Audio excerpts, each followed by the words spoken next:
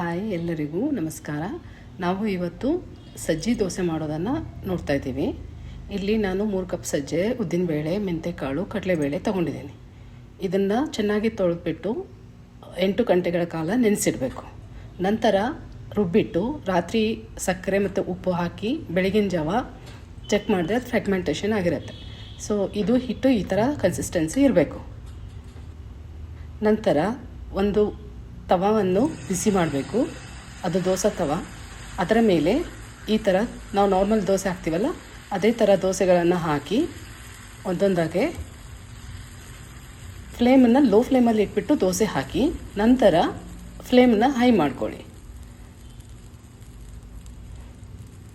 ಆಮೇಲೆ ಅದಕ್ಕೆ ಬಬಲ್ಸ್ ಆದ ಮೇಲೆ ಸ್ವಲ್ಪ ಎಣ್ಣೆಯನ್ನು ಹಾಕಬೇಕು. ಹೀಗೆ ಸ್ವಲ್ಪ ಹೊತ್ತು ನಾವು ಅದನ್ನು ಹಾಗೆ ಹಂಚಿನಲ್ಲಿ ಬಿಡಬೇಕು. ಬಿಕಾಸ್ ಅದು ಸ್ವಲ್ಪ ಕೆಂಪಗಾಗಿ ಕಾಣಿಸಿದ ಮೇಲೆ ನಾವು ದೋಸೆಯನ್ನು ತೆಗೆಯಬೇಕು.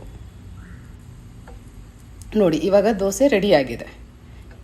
ಕಾಣಿಸ್ತಾ ಇದೆಯಲ್ಲ, ಕೆಂಪಗೆ ಬಂದಿದೆ. ಇವಾಗ ಇದನ್ನು ತೆಗೆದು ನಂತರ